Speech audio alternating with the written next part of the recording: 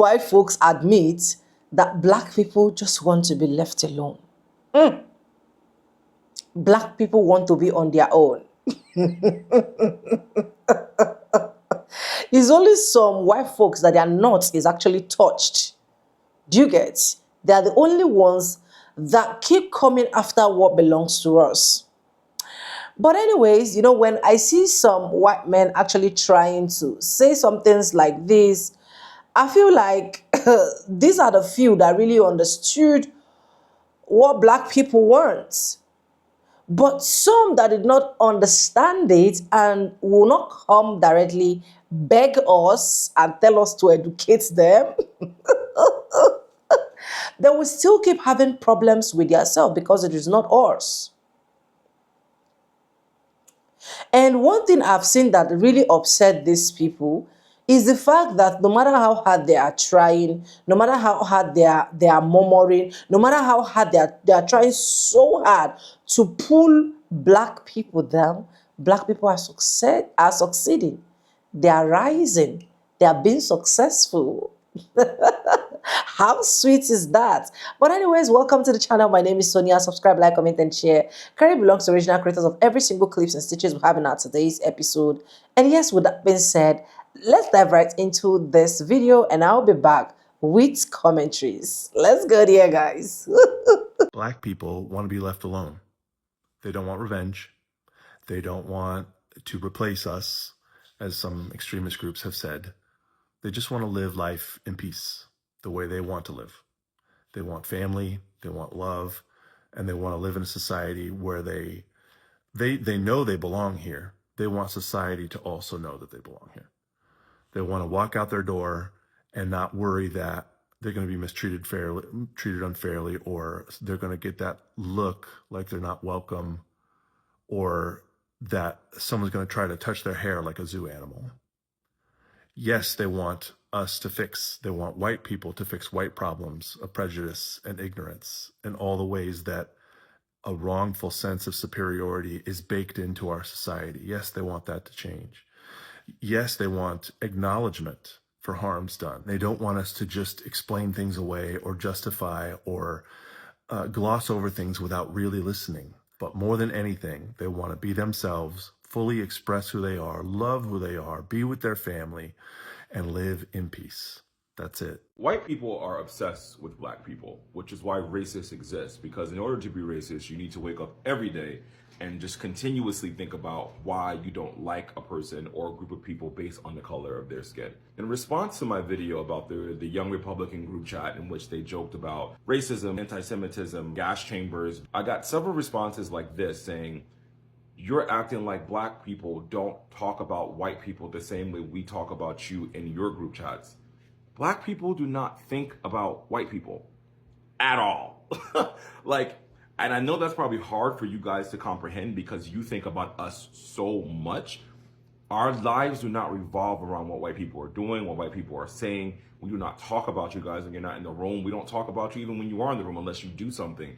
Half of the commentary you see from black people, including myself, that is online, comes in response to you guys doing or saying some crazy shit. And in reality, the only thing that black people want is to be left alone by white people. But you guys won't leave us alone because you think about us all the time. And if you don't believe me, maybe you'll believe someone who looks like you. Black people want to be left alone. They don't want revenge. They don't want to replace us, as some extremist groups have said. They just want to live life in peace, the way they want to live. They want family, they want love, and they want to live in a society where they know they belong here. They want society to also know that they belong here. That's not culturally a thing that we do, but apparently it's something you do, so you think that we're sitting around pondering about what you're doing. This goes back to why white women think that they're the managers of the world, so they can come question black people and what they're doing. You can stalk us outside. You can have all these thinks and thought pieces about how we exist. And it's like, I've never really understood it, but it's because you guys are infatuated with the idea of, one, us being free citizens to think, vote, have jobs, and make money. Two, we're not subjugated by you literally like we used to be. Three, it's like a weird obsession where you want to be liked by us and you want us to think that you're cool. And four, a combination of all the above. But sorry, to answer your question, no, we do not have group chats where we sit around talking about white people. I hope that helps you on this beautiful Sunday. Stay blessed. Oh, I do think that white people are absolutely jealous of black people, specifically with the community, and also with like fashion and music and everything else that is appropriated. But by design of what whiteness is, it inherently lacks community. And I think we're absolutely jealous of that. And I've heard biracial people say that they do see that difference in their own families. Because in addition to European cultures being more individualistic than cultures from Africa, South America, and indigenous North American cultures, the invention of whiteness in America erased a lot of ties to actual culture. So when I say like white people, black community, I'm not talking about like Polish people or German people or Irish people. As I explain in my book, I just wrote the intro and I'm working on the conclusion today. Y'all keep me in your prayers. In the course of human history, white is a relatively new term. As we discussed in the introduction to this book, white is a North American term emerging from the 1600s as a term to justify the enslavement of Africans and squelch revolts from poor Europeans and indentured servants. Before this term, Europeans would identify with their nationalities. The Irish, Italians, Germans, French are all very different cultures. Thus, there is not the same communal tie to whiteness as there is for people from other communities. Further, since white was created to be a divider, a separator, it is not a happy identity. It is not something people want to admit they relate to. It doesn't have a rich, healthy history. Speaking as a white American who has conducted national level research on white Americans, we tend to say things like we have German, Irish, Italian, etc. ancestry, even if we have never been to those places. This is because all white Americans have ties to immigration, and because these identities are actual cultures, they do not have roots only in oppression. Now, we know who started colonization, right? So this is the book I'm trying to finish by Monday and send to the editor. There's a free chapter in my bio if you're interested on one of the unwritten rules of work. The book is predominantly about class, but I talk about 3 other identities that you can't talk about class without talking about these other identities, and race is absolutely one of them. If you can't trust nothing, or you can't trust no one, you could surely trust nature to tell you the truth. When you look out this window, you see the tree and the cloud. The cloud reminds you of cotton, the cotton field, where your ancestors sacrificed, worked hours, long hours, 12 hours, sometimes more, to pave a way for you all, just so you can shit on them.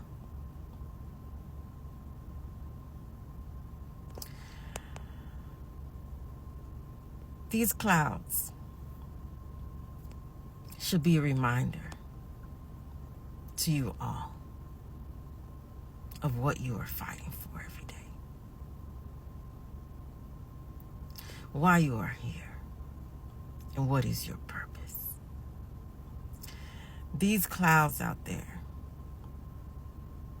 on top of those trees, that reminds you of that cotton, should remind you every day of where you will go, what you will be doing if you all don't get it together.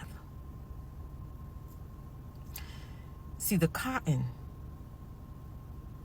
grows on the tree. It takes about 2 years for cotton to revive itself. What you've been seeing in films is your ancestors picking cotton from shrubs and bushes. Now, how is that significant? It's significant because it will show you and tell you how conniving and disgusting these white people are. See, the sun shines in that blue sky.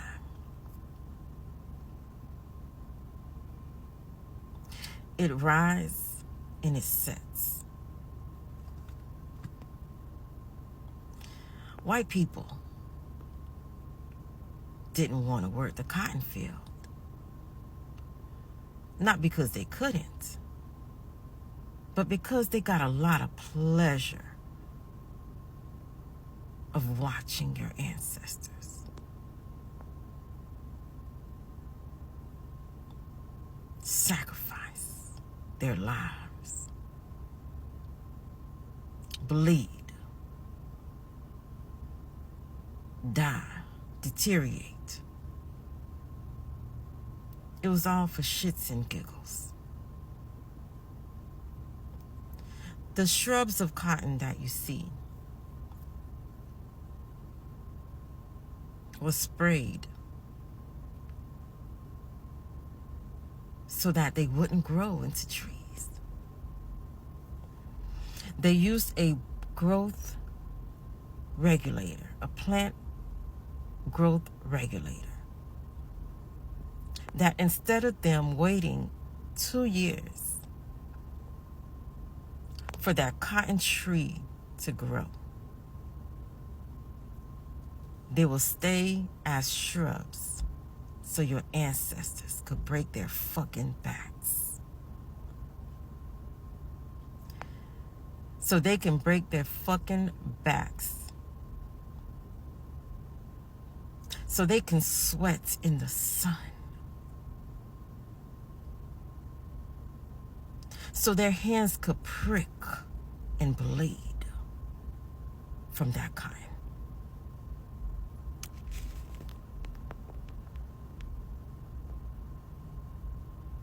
They could have waited 2 years. They chose not to.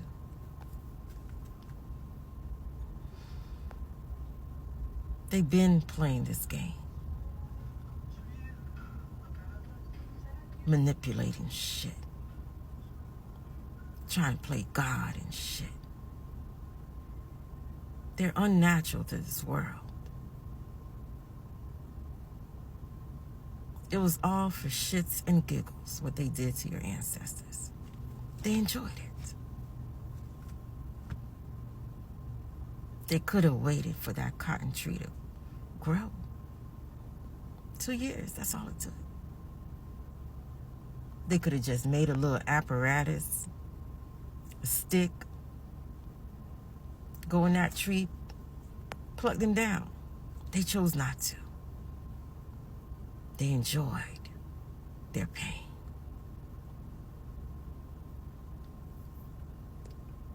The same way they enjoy your pain now. Going to work every day. Not having time for your children. Not having time for yourself. They enjoy it.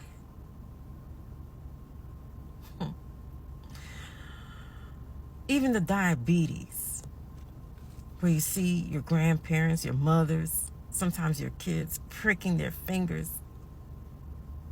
That's a reminder of the cotton field. They enjoy it. You really think it's normal to have these diseases, to have diabetes? How about if I tell you it comes from the cotton field? It comes from those growth regulators that they've been spraying. A lot of these diseases that they say is genetic came from those plant regulating hormones. It sounds crazy, but it's the truth, because nature doesn't lie. Everything that they are doing to you right now is for shits and giggles. They enjoy it. They could have went out there when the sun went down and did the work. They chose not to.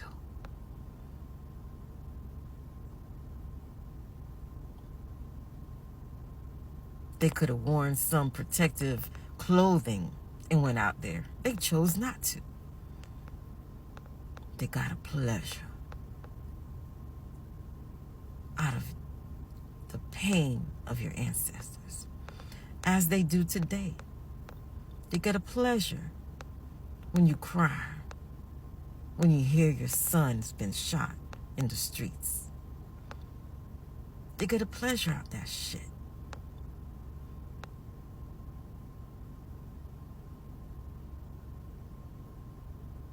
And there you are,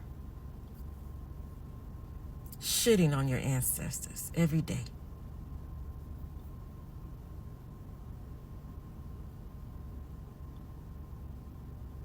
Because you think it won't be you. It can't be you that's going to go through this. You're going through it now.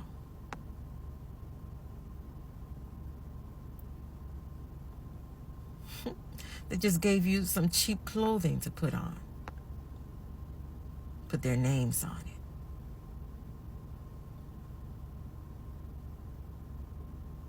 You're no different from your ancestors.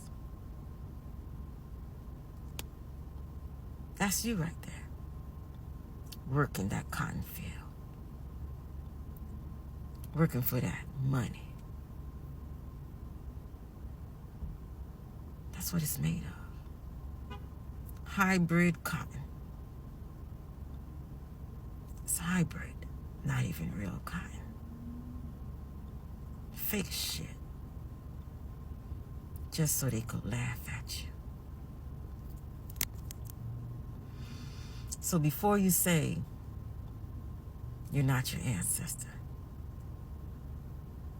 look outside, look up. Look at them clouds. You're in the cotton field. Dear white people, it is very important to acknowledge, respect, and understand the safe spaces created by Black individuals. When Black people come together to create a safe space, a cultural group, a cultural organization to help us, we are not trying to say, oh, you can't be in it because you're white. We're not saying that you're excluded from our personal group. However, it is an intimate place for Black individuals to express their problems and concerns that only them will understand. The key word in safe space is safe.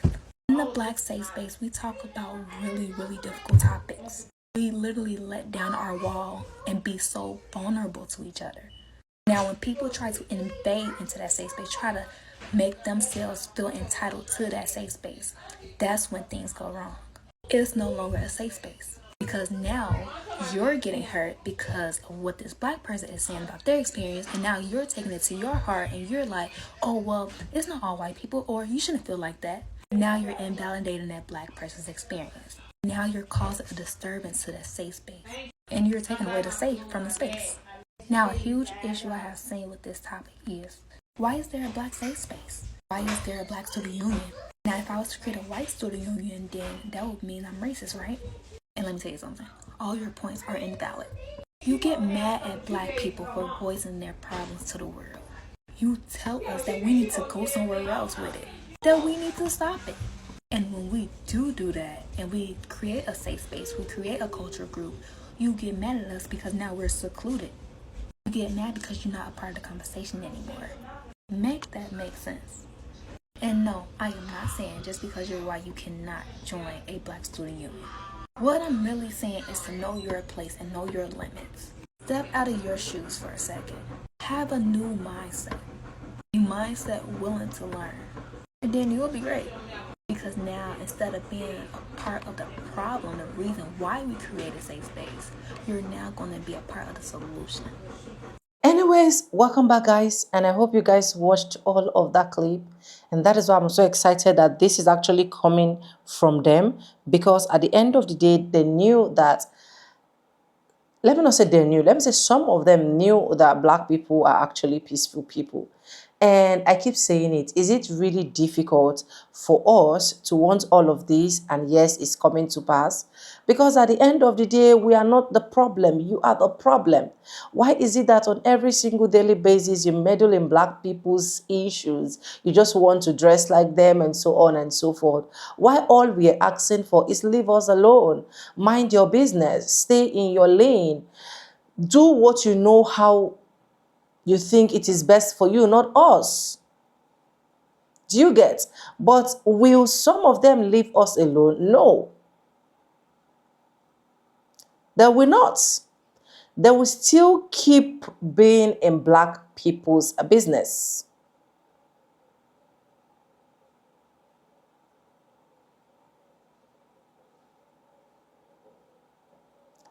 So stop being in our business. I'm just looking at what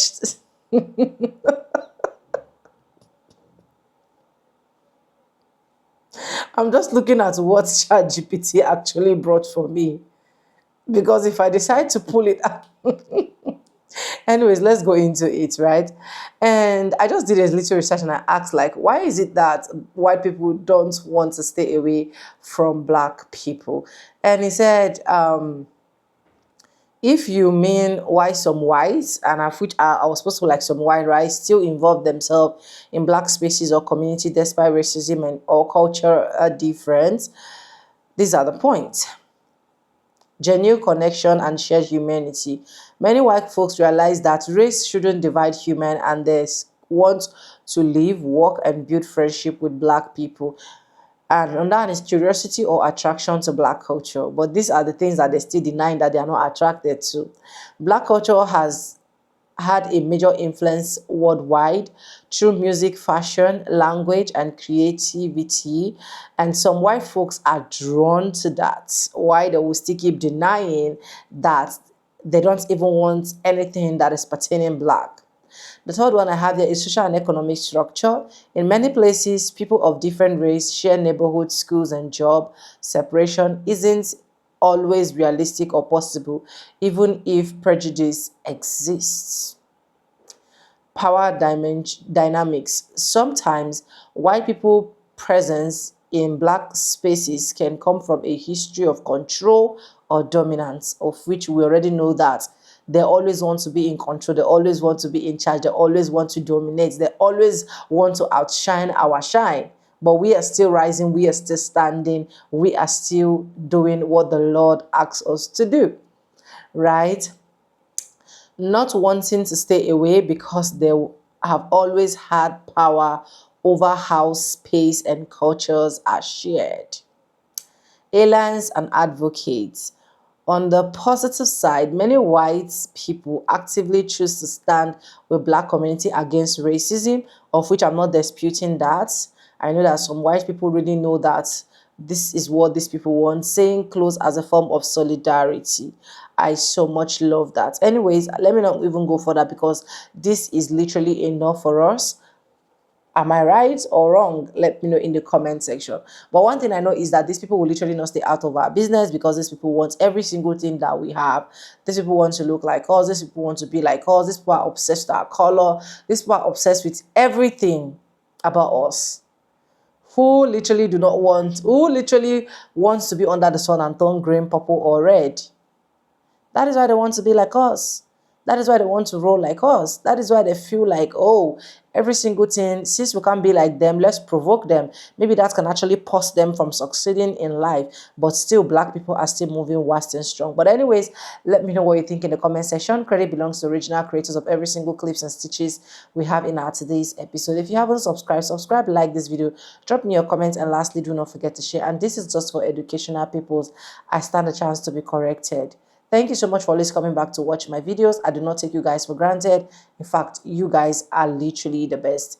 And yes, with no further ado, I'd like to say in my videos, I'm going to be saying, and I'll see you guys in my next one. For now, bye guys. I love you guys. Mwah.